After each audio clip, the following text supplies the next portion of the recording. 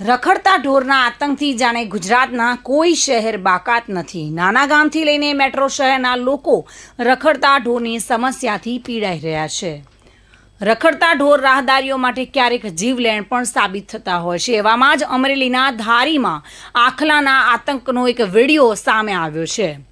ધારી શહેરમાં રસ્તા પરથી પસાર ટુ વ્હીલર લઈને થઈ રહેલા એક ડોક્ટરને આખલાએ અડફેટે લઈને કચડતા તેમને સારવાર માટે ખસેડવામાં આવ્યા છે। રસ્તા પર આખલાઓના આતંકને કારણે અન્ય લોકોમાં પણ નાસભાગ મચી જવા પામી હતી।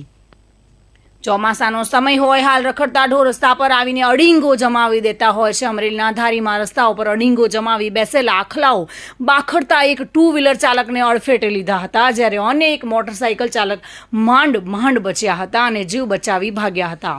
તો રસ્તા પરથી પસાર થતા અન્ય વાહન ચાલકોની રાહદારીઓમાં પણ આખલાના યુદ્ધના કારણે નાસભાગ મચી ગઈ હતી।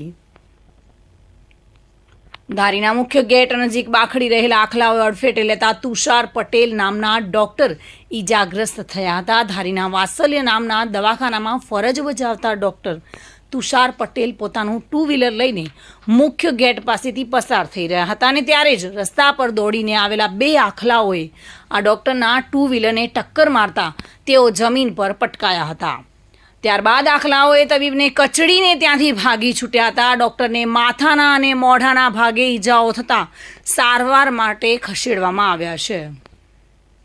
જોકે અમરેલીના ધારીમાં રખડતા ઢોરના ત્રાસના કારણે વાહન ચાલકો અને વેપારીઓ મુશ્કેલીઓનો સામનો કરી રહ્યા છે। અવારનવાર આ મામલે રજૂઆત કર્યા બાદ પણ રખડતા ઢોરની સમસ્યાનો ઉકેલ નથી આવ્યો અને હવે રખડતા ઢોરના આતંકની ઘટના સીસીટીવી કેમેરામાં કેદ થઈ છે। ત્યારે તંત્ર આ મામલે નક્કર કાર્યવાહી કરે તેવી લોકોની માંગ ઉઠી છે। જોકે આખલાઓ અને રખડતા ઢોરની સમસ્યા ગુજરાતમાં કોઈ એક જિલ્લા કે ગામ પૂરતી નથી। રાજ્યના અલગ અલગ જિલ્લાઓમાંથી અવારનવાર રખડતા ઢોરના આતંકની ઘટનાઓ સામે આવતી હોય છે અને તેમાંની કેટલીક ઘટનાઓ પણ તો લોકોના મૃત્યુ પણ થયેલા છે।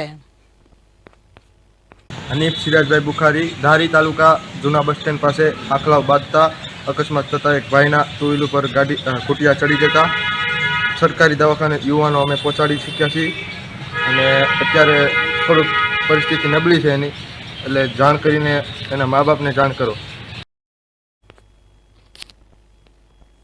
પ્રતાપ સિસોદિયા સાથે bureau report, today Gujarati news.